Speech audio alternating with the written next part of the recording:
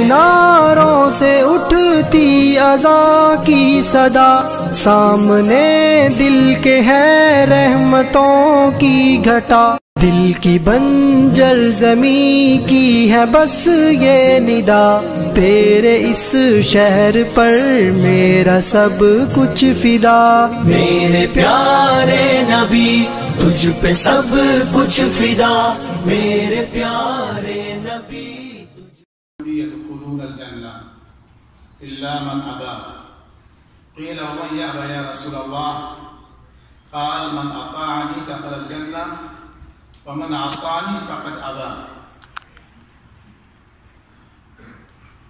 بھائیو، یہ جو مہینہ چل رہا ہے یہ ربیع الاول کا مہینہ ہے۔ اس مہینے میں ہمارے نبی جناب محمد رسول اللہ صلی اللہ علیہ وسلم کا جنم ہوا ہے۔ آپ صلی اللہ علیہ وسلم اس مہینے میں پیدا ہوئے اور یہی وہ مہینہ ہے جس مہینے میں ہمارے نبی جناب محمد رسول اللہ صلی اللہ علیہ وسلم کی وفات ہوئی۔ تو یہ مہینہ دو دھاری ہے، ایک ناحیے سے یہ خوشی کا مہینہ ہے اور ایک ناحیے سے یہ غم کا مہینہ ہے۔ اس لیے ہم مسلمانوں کو چاہیے کہ اس مہینے میں ہم کچھ نہ کریں، اپنے نبی جناب محمد رسول اللہ صلی اللہ علیہ وسلم سے اگر ہم محبت کرتے ہیں تو محبت کا تقاضا یہ ہے، محبت ہم سے یہ چاہتی ہے کہ ہم اپنے نبی صلی اللہ علیہ وسلم کے بتائے ہوئے طریقے کے مطابق زندگی گزاریں۔ اگر ہم نے اپنے نبی صلی اللہ علیہ وسلم کے بتائے ہوئے طریقے کے مطابق زندگی گزاری، جیون یاپن کیا، اس دھرتی پر، اس زمین پر آپ یقین مانیں دنیا میں بھی کامیاب ہوں گے اور آخرت میں بھی آپ کامیاب ہوں گے۔ میں نے آپ کے سامنے ایک حدیث پڑھی ہے، میں حدیث کا ترجمہ کرتا ہوں۔ اللہ کے نبی صلی اللہ علیہ وسلم نے فرمایا کہ میری امت کا ہر آدمی، ہر منوش کے اس آدمی کے جو جنت میں جانے سے انکار کر دے، الا من ابا، جو انکار کر دے۔ صحابی کرام پوچھ بیٹھے، قیل ومن یابی یا رسول اللہ، کہ اے اللہ کے نبی صلی اللہ علیہ وسلم بھلا جنت میں جانے سے کوئی انکار کر سکتا ہے؟ بھائی ایک طرف آگ ہو اور ایک طرف پھول ہو، ایک جنٹلمین آدمی، عقل مند آدمی جو عقل رکھتا ہے وہ آگ کو ہاتھ میں لے گا کہ پھول کو لے گا؟ بتائیے آپ لوگ، کس کو لے گا؟ پھول کو لے گا۔ تو اللہ کے نبی صلی اللہ علیہ وسلم فرمایا کہ میری امت کا ہر آدمی جنت میں جائے گا سوائے اس شخص کے جو خود جنت میں جانے سے انکار کر دے۔ صحابہ کرام کی سمجھ میں بات نہیں آئی۔ صحابہ کرام نے کہا، اے اللہ کے نبی صلی اللہ علیہ وسلم بھلا ایسا ہو سکتا ہے کہ کوئی بندہ سورگ کو چھوڑ کر کے نرک میں جانا پسند کرے، جنت کو چھوڑ کر کے جہنم میں جائے؟ کیا مطلب ہے آپ کے کہنے کا؟ تو ہمارے آقا جناب محمد رسول اللہ نے جواب دیا، فرمایا کہ من اطاعنی دخل الجنہ، جس نے میری بات مانی، میرے طریقے کے مطابق زندگی کو گزارا تو وہ جنت میں جائے گا۔ ومن عصانی فقد ابا، اور جو میری بات کو نہیں مانے گا، اپنے من سے کوئی عبادت ایجاد کرے گا، اپنے من سے دین کے اندر کوئی کام کرے گا جو اصل میں دین میں نہیں ہے، تو اس نے گویا کی جنت میں خود جانے سے انکار کر دیا۔ ومن عصانی فقد ابا، جس نے میری نافرمانی کی، میری بات کو نہیں مانا، تو وہ کہاں جائے گا؟ اللہ نے فرمایا وہ اس نے گویا کہ انکار کر دیا، یعنی جنت میں جانے سے خود ہی انکار کر دیا۔ یہ حدیث پاک میرے بھائیوں ہمیں صاف طور سے بتاتی ہے کہ اگر ہم جنت میں جانا چاہتے ہیں ہمیں کیا کرنا پڑے گا؟ ہمیں اپنے نبی جناب محمد رسول اللہ صلی اللہ علیہ وسلم کے بتائے ہوئے طریقے کے مطابق زندگی گزارنا پڑے گا، اور نبی صلی اللہ علیہ وسلم نے جن چیزوں سے منع کیا ہے ان چیزوں سے ہمیں اپنے آپ کو روکنا پڑے گا۔ قرآن مجید میں ایک جگہ اللہ تعالیٰ نے فرمایا وما آتاکم الرسول فخذوہ وما نہاکم عنہ فانتہوا، کہ رسول تمہیں جو دے اسے تم لے لو اور جس سے رسول تمہیں روک دے اس سے تم رک جاؤ۔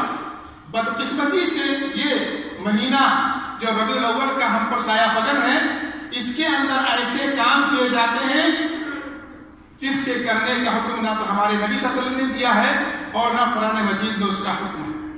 جیسے عید، جشن عید میلاد النبی ہمارے یہاں ملکوں میں، آپ کے ہماری انڈیا میں، پاکستان میں، بنگلہ دیش میں اس مہینے میں کتنا ادھم مچایا جاتا ہے، آپ سبھی لوگ اچھی طرح سے جانتے ہوں گے اور سمجھتے ہیں بہت بڑے اجر ثواب کا کام ہے۔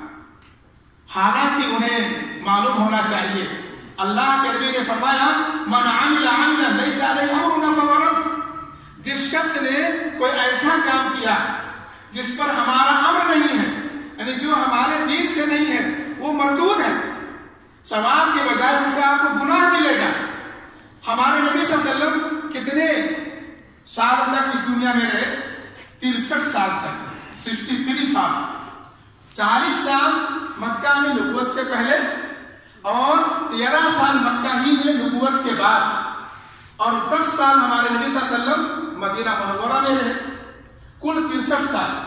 یعنی نبی صلی اللہ علیہ وسلم کے نبی ہونے کا نبوی جو دور ہے وہ کتنا 23 سال ہے۔ میرے بھائیوں، اس 63 سالہ زندگی میں، نبی صلی اللہ علیہ وسلم کے اس 63 سالہ جیون میں ایک بھی کوئی ایسی روایت نہیں ملتی ہے جس سے یہ پتا چلے کہ ہمارے نبی صلی اللہ علیہ وسلم نے اپنا برتھ ڈے منایا ہو، جنم دن منایا ہو، جشن عید میلاد النبی اپنے آپ صلی اللہ علیہ وسلم نے منائی ہو، یا کوئی ایسی روایت نہیں ملتی ہے کہ جس سے یہ پتا چلے کہ اللہ کے نبی صلی اللہ علیہ وسلم نے کہا ہو کہ تم ہمارے پیدائش کا جشن مناؤ، عید مناؤ، خوشی مناؤ، کوئی ایسی روایت نہیں ہے۔ اسی طرح سے خلفائے راشدین حضرت ابوبکر صدیق رضی اللہ تعالیٰ عنہ، عمر فاروق رضی اللہ تعالیٰ عنہ، اور عثمان غنی رضی اللہ تعالیٰ عنہ، اور حضرت علی رضی اللہ تعالیٰ عنہ، ان سب کے زمانے کو آپ دیکھ ڈالیں، نہ تو انہوں نے نبی صلی اللہ علیہ وسلم کی پیدائش کا جشن منایا اور نہ ان کے زمانے میں کسی صحابی نے منایا، حتیٰ کہ تابعین اعظام نے نہیں منایا، حتیٰ کہ ہمارے چاروں جو امام ہیں، حضرت امام ابو حنیفہ رحمۃ اللہ علیہ، امام مالک رحمۃ اللہ علیہ، امام شافعی رحمۃ اللہ علیہ، امام احمد بن حنبل رحمۃ اللہ علیہ، ان کے علاوہ بہت سارے امام ہیں، کسی سے بھی کوئی ایسی روایت نہیں ملتی ہے کہ ان میں سے کسی نے عید میلاد منائی ہو۔ اگر میرے بھائیو ذرا سا ہم لوگ بدھی سے کام لیں، سوچیں، سمجھیں، غور کریں، اگر خیر بھلائی کا کام ہوتا، اچھا کام ہوتا تو اللہ کے نبی خود مناتے، منانے کے لیے کہتے، صحابہ کرام مناتے، تابعین اعظام مناتے، ہمارے چاروں اماموں میں سے کوئی امام مناتا۔ اس کا مطلب یہ دین نہیں ہے میرے بھائیوں، دین وہی ہے جو آج سے 1400 تقریباً 32 سال پہلے تھا نبی صلی اللہ علیہ وسلم کے زمانے میں، اور وہی دین قیامت تک چلے گا۔ اپنے طرف سے کوئی چیز اس میں نہ ڈال سکتے ہیں، نہ اس سے کچھ نکال سکتے ہیں۔ اس لیے میرے بھائیوں، آپ اگر کامیاب ہونا چاہتے ہیں تو یہ جو سارے خرافات ہیں، بدعات ہیں، اس مہینے میں جو کچھ ہو رہے ہیں، اس سے آپ توبہ کریں۔ اگر آپ کے گھر یہ سارا کام ہو رہا ہے، فون کر کے پیار سے، محبت سے، پریم سے ان کو آپ سمجھا دیجئے کہ اگر یہ اچھا کام ہوتا تو نبی صلی اللہ علیہ وسلم کرتے، صحابہ کرام کرتے، ہمارے چاروں اماموں میں سے کوئی امام کرتا۔ اس لیے یہ اچھا کام نہیں ہے، یہ بدعت ہے، اور اللہ کے نبی نے فرمایا وَكُلَّ بِدْعَةٍ ضَلَالَةٍ، ہر بدعت گمراہی ہے، وَكُلَّ ضَلَالَةٍ فِي النَّارِ، اور ہر گمراہی کہاں لے جائے گی؟ جہنم میں لے جائے گی۔ اس لیے میرے بھائیوں، ہمیں بدھی سے کام لینا ہے، ہمیں وہی کام کرنا ہے جو قرآن اور حدیث ہمیں کہتا ہے۔ نمازیں پڑھو، روزہ رکھو، نفلی نمازیں پڑھو، نفلی روزے رکھو، سب کو خیرات کرو، اور اپنے چھوٹے بڑے کی قدر کرو، ادب کرو، احترام کرو، اور بھگت کرو، اور جو آپ کے اندر جو کمزور ہو اس کی آپ مدد کرو، جس طرح سے سہایتا کرو، جس طرح سے آپ سے ہو سکے۔ انشاءاللہ کامیابی ہے، اور اس کے علاوہ اگر آپ کرو گے تو پھر یہ گمراہی ہے اور یہ ناکامی ہے۔ اللہ تعالیٰ سے دعا ہے کہ اللہ تعالیٰ ہم تمام مسلمانوں کو متبع سنت بنائے، نبی کریم صلی اللہ علیہ وسلم کی پیاری پیاری سنتوں پر چلنے والا بنائے۔ اللہ تعالیٰ ہم سب کو ہر طرح کے بدعات، خرافات سے بچائے، تاکہ ہم دنیا اور آخرت میں کامیاب ہوں۔ صلی اللہ علیہ خیر خلقہ وآلہ وصحبہ اجمعین برحمتک یا ارحم الراحمین. والسلام علیکم ورحمۃ اللہ وبرکاتہ.